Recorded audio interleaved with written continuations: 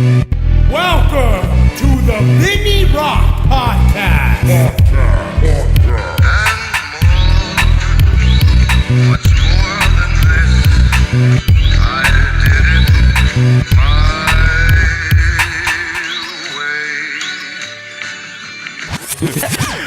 Hey, what's up, guys? It's Rocco here, and I'm with my boy Will. Yeah. Will the Thrill. Will the Hello, Thrill. It's just Rocco. always a nickname people give Wills, isn't it? Will the Thrill. It's with Will _XX. Hey, dude. So the head tattoo. I think we do it. I got to make one call to see get the thumbs up, but once we have some time, I think we start. I'm excited, man. That's I'm gonna be nervous painful and as shit. excited. I'm pretty psyched about the entire I'm gonna show thing. trashed. Hey, so what we want to talk about today? I wanted to talk about, just bring Will on, and he has something exciting that he wanted to talk about. Real quick, we'll just hit a couple podcast sponsors just because that's what we do. Beard.com. Oh, dude, have you got any yet? What's that? Beard.com, some beard oils or anything for your. You have a nice little goatee going on. Thanks. Yeah. I usually I'm right from the gym and I'm pretty rough, but Yeah. I think that would definitely help me out. Oh, dude, I have tons of it. So you Nice. before you leave, take some. You can take some body wash, whatever you want. You got Excellent. it. Beard.com also sells El Vato. El Vato's doing, dude. You're just like me, kind of had the bald head look. Oh yeah. But your son uses El Vato, doesn't he? Or I Yeah, mean, he's got a nice pomade mop. stuff. So Yes. let me send you home with El Vato as well. Excellent. Sounds Don't good. let me forget, dude. 'Cause Okay. look at boxes, bro. Nice. Several boxes. So you guys get that. You guys go check out Hell beard.com. Obviously owned by me and one other buddy of mine. And we're just trying to make shit happen with beard.com. I don't give a fuck if you're a hipster. I don't give a fuck if you're a veteran. I just want you to have a fucking clean looking face and take care of your shit, man. Yeah. That's all I want. I don't care who you are. As long as Self-respect and pride. that's man. it. Yeah. That's all it is. You know, our motto is stay maintained. And Nice. it's like, I don't give a fuck who you are. Everyone has a beard or a mustache or something, and you need to fucking look good, smell good. My grandma used to tell me that. Mijo, if you smell good, someone's going to like you. You don't want to be that stinky kid. You don't want to be a stinky kid. So if you don't want to be a stinky kid, go check out beard.com. We got what you need. Another sponsor of ours. We're gonna go real quick. Combat Flags. You guys go check out Combat Flags. There's some dope ass dudes. I got a combat flag behind me right now. I'm gonna take it to the next podcast location. We're gonna be setting up in a new location, and I'll have it there as well. So go check out Combat Flags. They are dope as fuck, veteran owned, and they're kicking ass. Don't forget True North. True North is a True North Motor Company. Locally owned here in Utah. My boy Jess, he runs it. He's the fucking man. It's just a cool concept, getting dudes out there riding together on usually Sundays. They do rides or something. Do you ride at all? I don't. I don't. Is it something that you're nervous that can kill you, so you just stay away from it, or is it just not a thing of yours? Well, it does make me a little bit nervous, and I'm just really paranoid about hurting my hands. Oh, dude. You know what's funny? We always talk about this, and I always forget. Yeah. Your hands is your moneymaker. That's it. You know, I'm really cautious with that. Even a sprain, it gets expensive for me. God, dude, I forget. I'm done with the sponsor, man. Let's just fucking do it. But that's one of the things is you're a tattoo artist, and if you damage that hand, and it's only one hand, it's like you almost want to walk around with a fucking giant fucking plexiglass box around this Right, motherfucker so no one hurts exactly. it, because that's everything for you. Right. And there's no fucking other skill set that you can do. I mean, you own your tattoo shop. I do. So you can run it, but that's not going to pay the bills compared Right. to what you make now as a tattoo artist. Right. The majority of my income comes from my actual work. Yeah. The shop itself is sweet to have, but that's definitely not what I depend on. Holy smokes. So Will told me today that he wanted to get on here, and we were just going to bullshit. Obviously, Will's a neighbor of mine. And he wanted to kind of talk about something that he's been doing, and it's kind of a celebration podcast as well. So what's up, Will? So this is my second year of sobriety. Mid-February is 2 years sober for me. 2 years sober. Yeah. Damn. And It's- so what brought you to that decision to become sober? Just finally stopping to punch myself in the face, basically.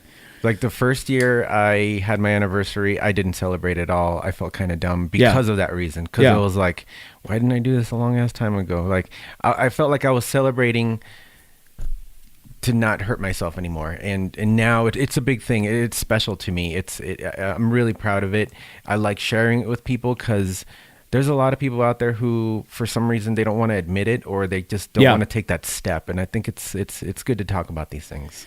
So you decided 2 years ago that you didn't need alcohol in your life. Yes. And now the question is, was it needed that bad? Are you the type of person that you just know when you drink, you're a whole different person? Yeah, I do. I knew it, but at the same time, it's that veteran crutch where you get out and you drink.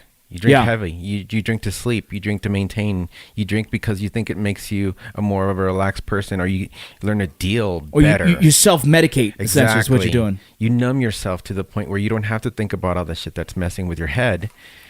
And I don't, to be clear, I don't have anything against alcohol. I don't badmouth on anybody who wants to have a drink. I have alcohol in my home. I have alcohol in my business. Yep. I offer it to friends. It's not a big thing. I like keeping the good stuff around. I like spoiling my friends. But to me, there's a difference between killing a 30-pack of PBR a day and going home and having a nice glass of whiskey. Yeah. I can't be that glass of whiskey guy, because in a week it'll be 2 glasses, then 3 glasses, and then I'm getting fucked up all over again. Now it's just, I've learned that I can't be that guy. Yeah. So I just totally cut it out from my life. I had to. It's made me a better person, and drinking like an adult is different than drinking like some a private or a frat boy. Yeah, well, that's what we talked about. You know, you were telling me that you're coming up on your 2 years, and we went out to dinner, and I was talking about like, oh man, I forgot that you were sober, and so then I felt bad because I was ordering my drinks, and you're like, no, dude, it's not a big deal. It's not a big deal. Which was the coolest thing, because so a lot of the guys on the set of Minds MC are actually the same as well. They've been sober for years. Some are recently sober. Some have been sober for about 15 years. Cool. And so it's one of the first times I've been around that, right? Like been around and in understanding that I've been around guys that are really adamant and believe in why they're sober, right? Like they know why, right? Because those guys, just like you, know that's something that they don't do well, right? Like they don't recognize a person that when they drink, they turn into the worst side of themselves when they drink, and at the same time, they can't do what some of us can do by having one drink that night and calling it a day. Right. I too know that I have that in me. There's days where I'm like, dude, if I'm having one, I'm having them all. Right. Yeah. Right. You know what I mean? Right. Like I'm having everything I can possibly have that night because fuck it. Right. And I catch myself, when I first got out, I was drinking quite a bit. I mean, there were several times I remember waking myself up off the floor, you know what I mean? And going to town on Jack Daniels is what me and a buddy of mine used to drink all the time. And I hate Jack Daniels for some reason. The flavor, the smell, it's one of those things, right? Like that and vodka do it to me. I used to drink a lot in baseball, right? When I wasn't pitching, sometimes I'd have a Gatorade, half vodka. Damn. And I'd fuck it up, right? And then all of a sudden, like I'm tanked. And so vodka's the college drink that fucked me up that I don't touch, right? Yeah. I still very rarely have ever had a vodka. And then you got Jack Daniels. Jack Daniels is the other one. I smell it and I'm like, ugh, it gives me the fucking willies, right? Because I drank that for so much of the time getting out of the military. My transition was hard because I had FOMO, like that fear of missing out. Yeah. I was getting calls from my boys coming back from overseas about missions that were just fucking epic. Yeah. You know what I mean? Like when Leroy Petrie, he's a 2nd 75th Ranger Regiment guy who received the Medal of Honor. He was a Medal of Honor recipient. He received it while I was in the Border Patrol. Sometime in 2010, I believe, is when they finally awarded him it. 2000, maybe 11, maybe 12, somewhere around there, right? It's a good gap. I knew about that mission in 2007, 2008. I got the call, and he saved actually one of my privates, one of my friends and privates that I had at the time. And so my buddy called me, goes, dude, you wouldn't even believe this. This went down. I think Leroy's going to get a fucking Medal of Honor. I'm like, what the fuck? He's like, yeah, dude. This and he explained. I'm like, dog, that's the craziest fucking story I've ever heard. and I that night drank my fucking self until I was retarded. Right. Because in my heart, it hurt me that I missed it. I felt like, what if I was there? Yeah. Could I have fucking helped? We lost a Ranger that night, right? We had several that had casualties that night. A lot of my friends were fucking there, dude, and it pissed me off that I missed it. Yeah. And so I drank like that, and I drank and I drank and I drank, and I did this for years until I finally got a kind of a hold of myself. I know, and we talked about it too, I have alcoholism in my family. Right. I know there's a chance that I could turn into that. Yeah. Right? Me and my cousin Mike, man, he calls himself Miguel, but I call him Mikey because he's my cousin, right? We grew up together. But Miguel, me and him know that we have it in our family. Yeah. And that there's a chance if we lose grip of that, we can easily turn to that. Yeah. You know, and so I consciously make a decision to drink like a mature adult. If I do have a drink, it's going to be 2 or maybe 3. You know what I'm saying? At the Right. same time, Salt Lake City makes it real easy real easy to not drink like I used to in Yes. Texas. Yeah. In Texas, you get a fucking Jack and Coke, you get a Crown and Coke. My wife's a big Crown drinker, right? Yeah. So you get a Crown and Coke, you're getting a heavy 2 fucking ounces in that motherfucker, right? And you know it's what like I mean? yellow, just a little Ye- Coke for color. Just Exactly. Barely. You do that here, you're getting a heavy Coke pour. Right. And so, like, you can drink 7, 8 of those and not really feel what you do after 2 or 3 in Yeah. Texas. But I still know I have it in me to fucking challenge myself to kill that bottle because I'm a fucking weirdo, right? Right, right. Because it's something inside me that I continually battle. Right. You know? And it's cool that you identify that and you decided to and, you know, it's someday I'm probably going to take that same plunge, but like right now it's not in me yet. It was a tough one. It was a Yeah. really tough decision. I remember that entire month. I remember, you know, I had a rough night, came home, and it was just not good. It was not the home situation was not very good, and this was a pattern of mine. Yeah. And eventually, either the marriage was going to break up, or my life was just going to get totally wrecked. Something bad was going to happen if I didn't change this pattern. So you saw the patterns of it just kind of destroying you slowly. I saw it for a very long time. Yeah. But I didn't want to acknowledge it. You didn't acknowledge the fact that it was the alcohol that was kind of... Yes, a total denial, just like everybody else. Like, I can handle it. I'm freaking tough. I'm all macho and shit. I'm a fucking man. You know, I'm a veteran. I'm a man. I can do this. I got can tattoos on my handle this fucking neck. addiction. But I'm a tough dude. I finally had to go, dude, this thing is kicking my ass. Yeah. Every freaking time I drink, this thing kicks my ass, and the next week is rough. Yeah. I've had some blowouts, dude. I've had some blowouts where I'm like, damn, that's not me. No. You know what I mean? Like, that's not me. It's embarrassing. It's It is, shameful, dude. But you just don't want to face it. You don't want to look in the mirror and go, yeah, I need to stop this. Yeah. Crazy, dude. So you're coming up on 2 years, and do you think, I mean, obviously, you don't take a decision like this and say, well, I'm going to do it for 5 years. I mean, this is a life journey for you now. It is. I started with little steps. Yeah. I said, I'm not going to, I think it was February. I think I said initially, I'm not going to drink until my birthday, which is early April. Yeah. So I thought that was a good step to take. Yeah. And then when I got to April, I'm like, well, I'm feeling pretty good. I think I can do another month. I think I could do 6 months. When I hit 6 months, I was like, you know, I think I could do a year. Yeah. So I just kind of kept moving forward. It wasn't, I'm going to stop right now, because it's a gigantic bite to take. Oh, it's huge. So little steps, Mentally, steps. it's huge. It's not like, I Right. mean, you've gotten there now. You're 2 years in. But if you thought like, you know what, I'm going to start with 2 years and see how it goes. That's a Yeah, big, that's that's a a big big one. mental freaking jump. And that's tough. It is. That's cool. It's funny because I use that method in a lot of the things I do. Is like in fitness, I say, all right, I'm going to work this week Exactly. straight. This week, I'm going to give myself 5 days straight. Yeah. And then I'll take a weekend off, right? And then I was like, okay, I'm going to do 10 days straight, right? And so I'm kind of on that right now with fitness and me. We fight all the time. Yeah. Yeah. I'm trying to get addicted to fitness. You know what I'm saying? That's a good one. I used to be there. Yeah. I used to be there, but Shit's it's fun. just starting out again is always tough. Getting that momentum going, getting that ball rolling, and then Yeah. when you got it going, it just feels good, and you don't Because want to stop. you're a big fitness guy. We talked about it. You're a big fitness guy. I've gotten because, there now. Yeah. It feels good. Yeah. And I think that's definitely part of the sobriety thing too. Is it? It's just constant self-improvement now. I've Yeah. seen what I was doing to my body before, my emotions and everything. Now I'm trying to get my mind right, get my body right, and get my spirit right, and Yeah. it feels good. So, have you ever done like an AA course? Have you ever went to any of those? No. No. I was going to take somebody to an AA meeting. Yeah. I was curious to know what it Yeah. was like, but I think it kind of just reminded me too much of going to like A group PTSD clinic? Exactly. Yeah, I know. Group counseling PTSD I know. is not my shit, dude. Dude, I sat there in a room, dude. Oh, The first is probably 2 months after getting out. I just got back from Afghanistan. Mm-hmm. You know,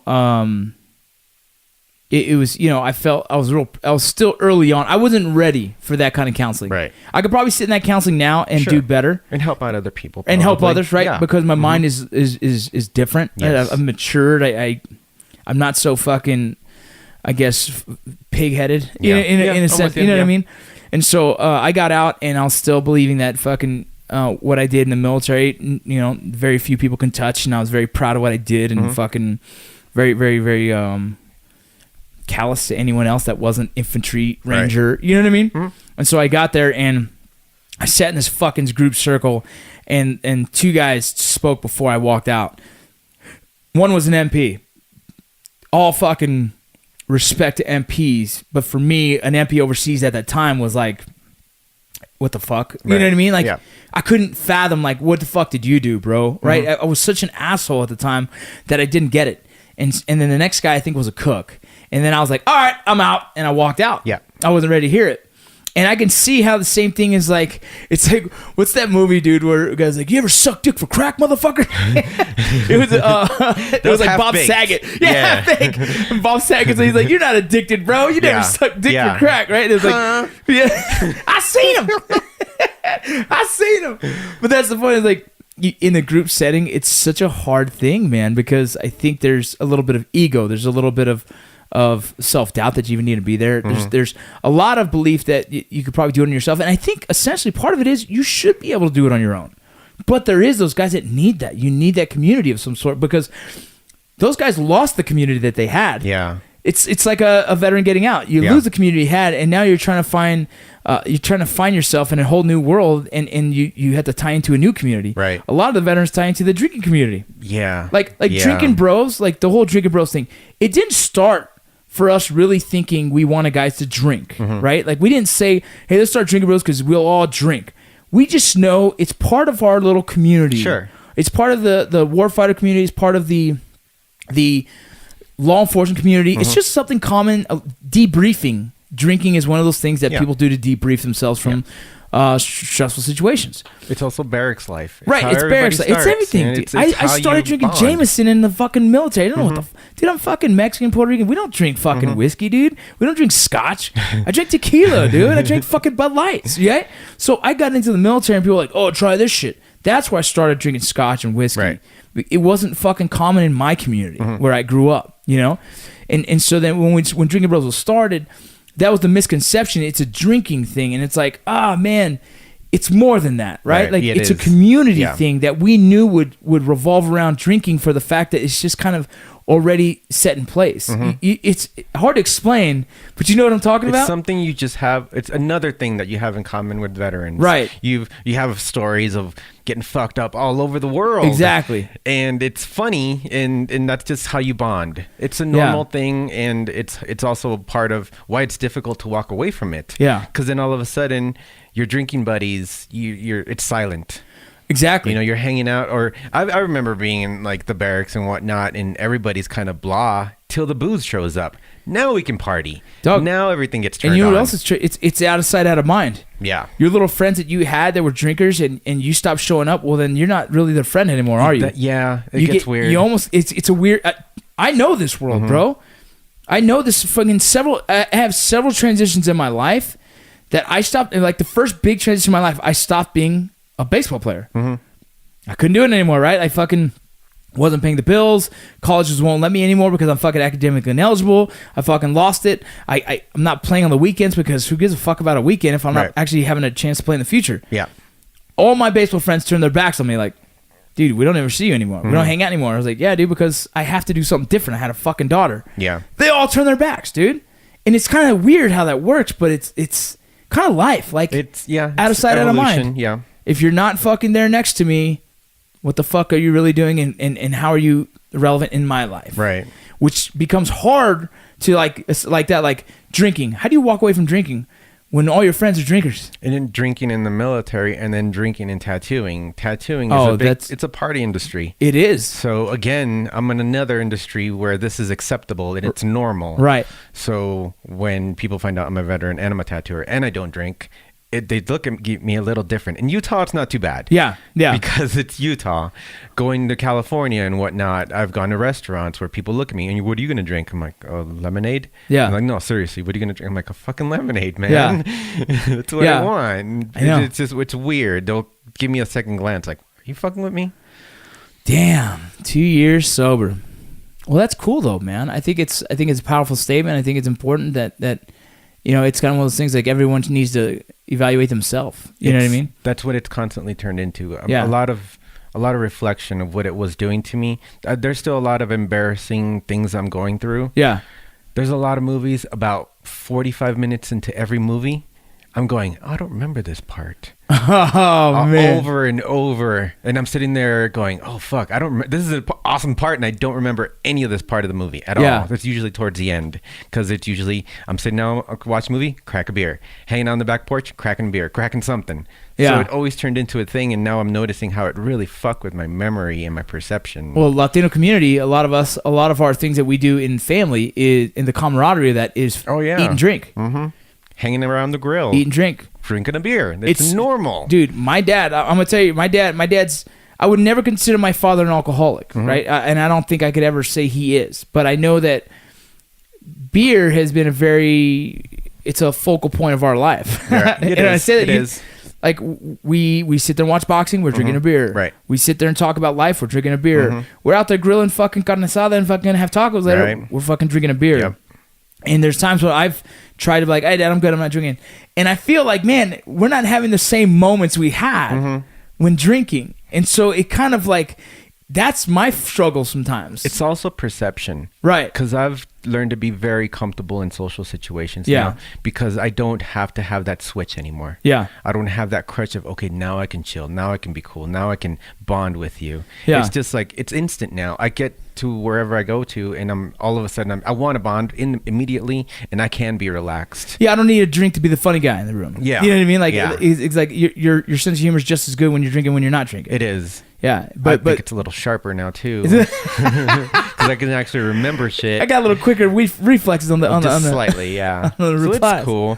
That was like, it's great that you mentioned the whole growing up and, seeing your parents, seeing like that's because that's what men do. Yeah. They hang around the fire, freaking cooking meat, drinking beer. Yeah. And then it's where I wanted to be growing up. I was always thinking to myself, I can't wait till I become a man and be able to hang out with my father and the men around the fireplace and have a beer. It was like a thing to me. Well, very segregated lifestyles. When you're a Latino family, usually the women are inside Right. doing the part of the cooking In the kitchen. and they're doing the camaraderie kitchen stuff, and the men are outside around the grill cooking and doing the steaks Yep. and the grill and drinking beers.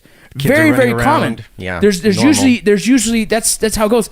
It's funny because I've had a like. Christy doesn't know that very well because the Puerto Rican culture is a little different than the Mexican culture, and Latino cultures are all kind of different. Just a little bit, yeah. But in my household, it was always that. There's no way Christy was going to be out there drinking a beer and hanging out with me and my dad. Like, Right. "Hey, what are you doing? Right, Like, go right. outside and bond with the It'd women be because this weird. is our time, right? This is due time. Yeah. We fucking grill carne asada. We talk about fucking the day. We talk about bullshit. We drink our beers.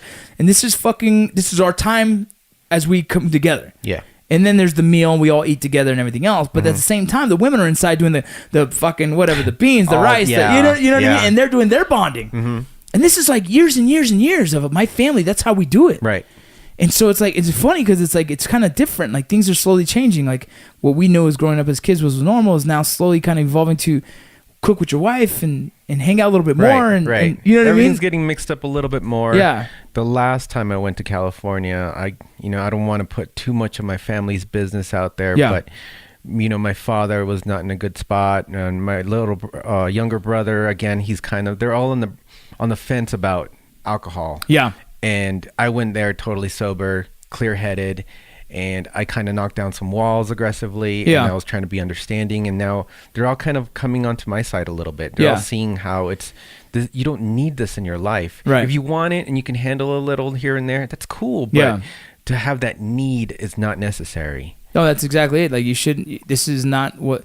If you go to a party and you feel like the alcohol is what makes the party, well then you might have a problem. Yes, exactly. You know what I mean? Like exactly. if I'm going to a party, hang out with my friends, I'm just excited. I'm going to show up and they're going to be there and we can have a good conversation, have a good time. Sure. But if you think the alcohol was the reason for that good time, Right. you might have a problem. That's the crutch. Right. That is the big, big problem.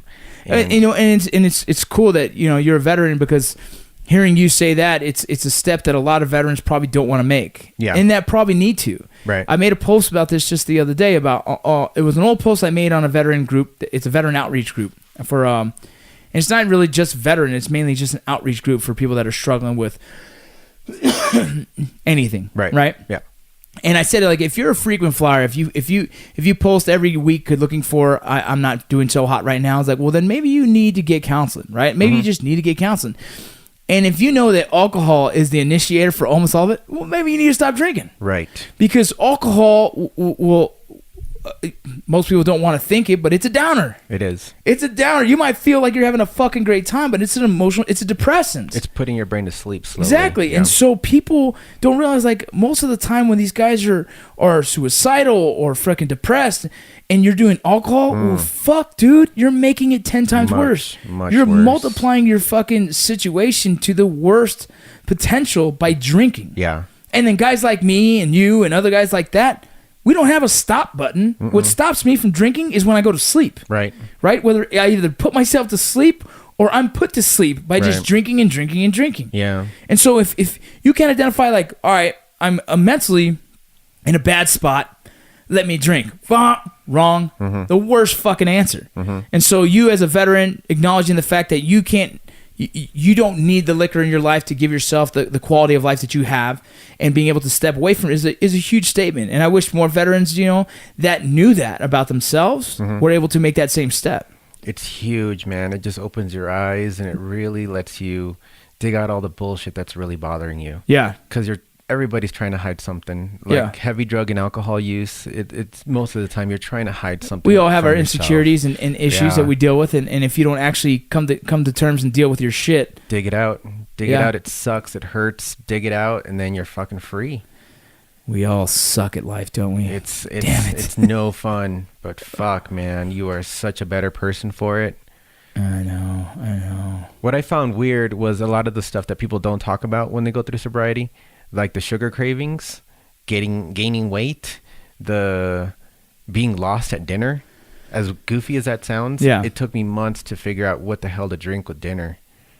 It's dumb, but I'm gonna have milk. Shit. Yeah, I don't like drinking soda that has a ton of sugar. I don't want to drink juice that makes me feel like a child. Yeah. So what else is left to have with a nice meal? What do you drink?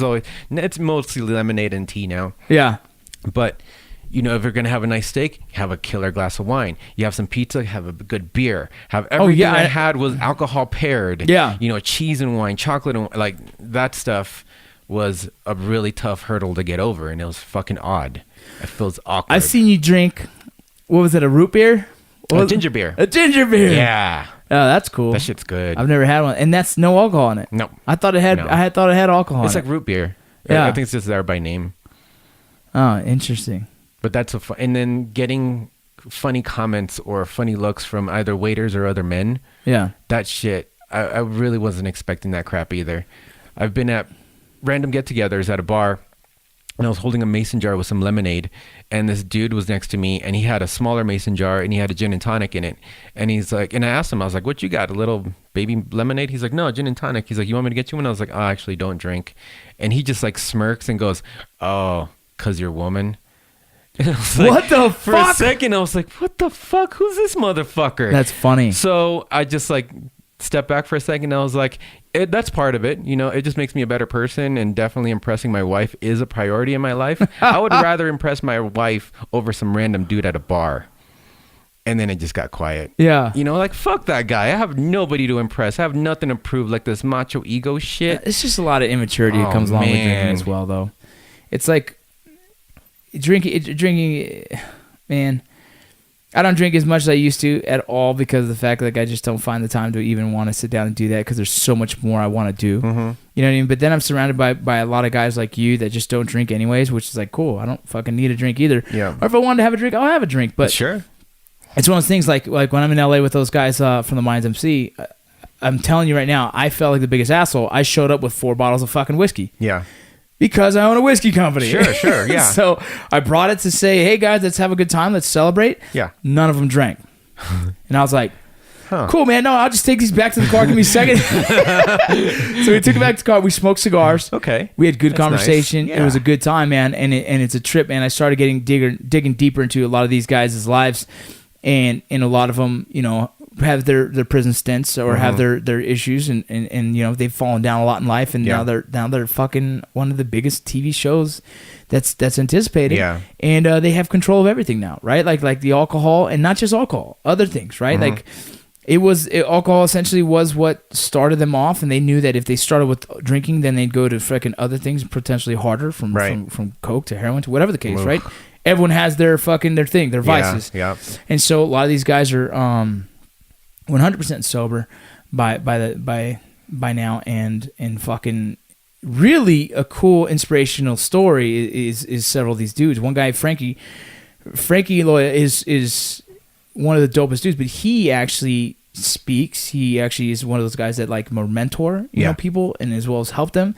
And he's just a solid dude, man. Nice. You would never think that he had an issue before. It's like there's a couple guys where you're like, okay, I can see where they've had some issues, and I get it. But him, he's such a sweetheart person. Yeah. I'm almost shocked. Like, wow, this guy had like an alcohol issue, right? And he's like, not only an alcohol issue. I'm like, fuck, dude, like. And he's like owns a barbershop. He's a fucking successful actor. He's a very big advocate for guys who need the help. Yeah. And he sponsors a lot of guys. Fucking awesome to see. You know what I mean? And to see that he knew that he couldn't control it and couldn't handle it, or that it controlled him.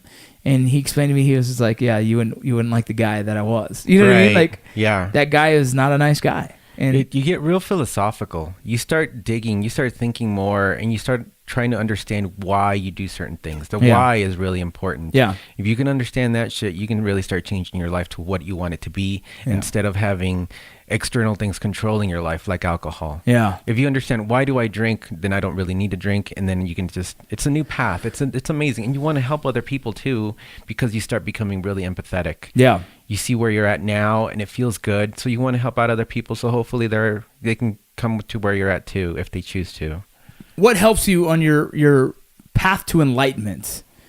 You know what I mean? What happened? Like, what motivates you to continue to advance, to continue to learn? You know, like this is all part of your journey that you've created for yourself. You right? Like not a lot of guys want to do this. Not a lot of guys want to look at themselves in the mirror and identify like, all right, here's what I need to fix. Here's what's going pretty good, and how do I get all of this better? You know, just prioritizing what is more important to me in life. And you have to sacrifice something for anything you want. Right. So what's your reason? So sacrificing alcohol means having a better relationship with my wife and my family itself, and having a better relationship with myself. And why do you put family above? It's the most important thing in my life to me. It's who I work hard for. It's who brings me joy. They're my everything. It's the same with me. Like we've talked about this, and it's funny because there's everyone has their thing, right? And not everyone's is our thing, right? Like my family is 100%. The motivating factor in my life has always been my family. From the first kid that I've ever had all the way to the last kid that I had, to my wife, you know, and everything. It's just, I don't see a life, I don't see, I guess, purpose in a life that doesn't have family in it, right? You see what I'm saying? And I'm not talking like mom and dad. I'm talking like my own immediate family. I think it's because we work really hard to support other people. Yeah. And without supporting those other people, the working hard part is like, well, fuck. What's the point? What am I doing? Yeah, exactly. That is my purpose. That is my reasoning for working hard and accomplishing what I do. Yeah, like my purpose for existence is them. Yeah. Is to continue to shape, mold, mentor, and love those people. Right. Right? And it's funny because, like, in doing though, I've had to make a lot of changes recently. You know a lot of these changes. I've had to make them because I've had to put my family first, and I've had to put everything else second. Yeah. And I've lost a lot. You know, I've lost a lot, but I've also gained a lot. Like I feel like I've just gained more. For me personally, I've gained, I guess, better insight to who I want to be. I guess I'm more proud of myself for making the hard choice. It's easy to live a life, you know, that I was living. It's easy to fucking to do other things. It's hard to fucking be dedicated to a path that most people don't want. You know what I mean? It's a challenge. I think it just comes down to comfort. Yeah. You're comfortable even though you may not be super happy. Yeah. It's familiar. Yeah. So you just stick with it because you don't know what unfamiliar is scary. Yeah. So as soon as you kind of become uncomfortable, you remove all that shit and you're like, oh fuck, it's really not that bad. It's Right. actually kind of better. Dude, Fuck, yeah. why didn't I do this before? Like, Right. what was the big deal? Why was I so scared to just be myself? Yeah, that's what it comes down to. What Yeah. do you really want? What makes you the happiest? Right. Are you doing what you're doing right now to please other people? And are you really happy with that? If so, cool. But if not, like, you got to mix shit up. You Yeah. got to make yourself uncomfortable. Motherfucking Will, man. You're like my fucking very own Dalai Lama, dude. You're like my own very own Dalai Lama. I love. Oh yeah, Buddhism too. That's helped me out a lot. Buddhism. You don't philosophy. you don't associate with any specific religion, do you? Well, Or like I don't know guess- I don't know how. I don't want to say it like that and think like you have to find yourself like one Yeah. religion. Yeah, I mean in the most like open-minded way. Like it's like for me, obviously I'm a man of I'm a believer of God. Okay. And I don't know how else to explain that other than that, Okay, right? Like, yeah. there, even if I don't go to church every Sunday, even if I don't have friends that are freaking Christians, all that shit, like, I believe in God, and I believe I have a set belief that, you know, I just have my belief system. You know what Sure, I'm saying? sure, And sure. it's not probably cut out in any mold that any Bible or anything that you know any specific person that shows up to church every Sunday believes in. Mine's kind of my belief, and I feel like I have my relationship. Yeah. And that's one of the things that really keeps me.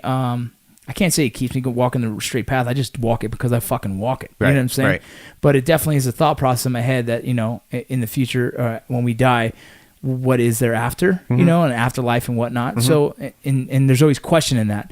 And so I'm curious to know what is your, I guess, thought process on any of that, and what is it? I guess what's your beacon of light that you kind of go your path towards? Oh man, that's a big question. I do believe in creation and a higher power in a sense that the evidence is in nature. Nature is perfect and balanced. I don't know what's going to happen after we die. I know what's going to happen today, hopefully, and I'm going to try to just live the best that I can. I don't know what the purpose of life is except for enjoying it. Do you fear like I sometimes fear I go down this dark hole, right? This fucking rabbit hole of thought, and I fear that in death I will never see my kids again. Well, yeah. That's the I think- it's like that's the most terrifying thought process to me. It's not anything else. Like That is like scary. like everything's fucking remove everything from life. Remove all this bullshit. Remove Right. this fucking house, money, fucking social media. My biggest fear is that when I die, that I'll never see my family again. Right. It fucking terrifies Right. me, It dude. is terrifying, and something I've really been studying a lot lately is Stoic philosophy. Yeah. And part of that is believing that all events are neutral. All events. Fuck, what's that? What's that? So let's take the rain, for example. Yeah. Shit starts raining right now. The rain just is. It's not there to ruin your day. It's not there to make your day happy. You choose to put an emotional attachment to that event. The rain simply is. Death simply is.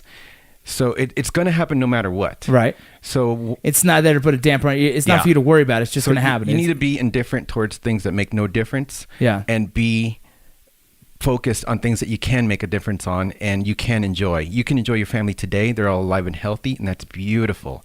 Freaking hug them super tight and just enjoy the moment. Who fucking knows what tomorrow's going to bring? Oh my And God. that's part of Stoic philosophy is I like it. understanding that shit happens. Shit happens every day, and it's not there to hurt you or make you feel bad. It just is. It's and the- accepting what it is just it's just better peace of mind.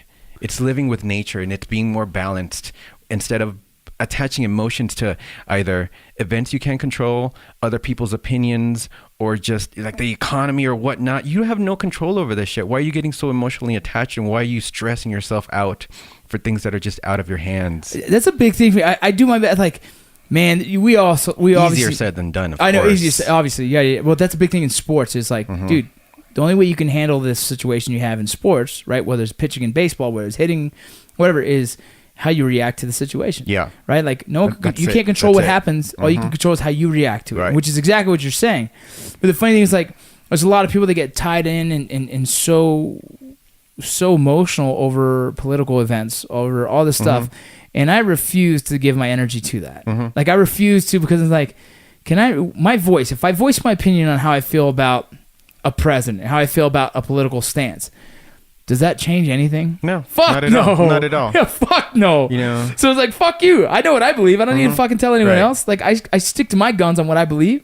and I continue to do it. But I don't fucking feel like projecting my belief system on the rest of the world, because why the fuck would I do that? It doesn't do anything. Right. And in general, there really isn't that big of a difference. Dude. You know what I mean? We live every day. We go to work every day the way it is. Like, there's a few scary things that may or may not happen, but I mean, just why are you so stressed out about that shit? Why are people so angry? I fucking profoundly believe in, like, I post things that make me laugh, and if Those anyone are the if anyone has the same kind of mindset as me, they're gonna laugh too. Yeah. Right. Like, Yeah. I didn't post because, like, you know what, Will's gonna love this. No, I post because I'm gonna love this. Sure. And I think, like, if anyone has a sense of humor, they'll probably like it too. Sure. But I post for me, not because I want to stem an argument, not because I want to stem a fucking belief system. Right. Like, I feel like me being a Christian man or whatever, and it's hard to even call it Christianity for me because I don't really see it so much. I see it as I believe in a greater being, and I believe in living a life of being a good fucking person. Sure. And I think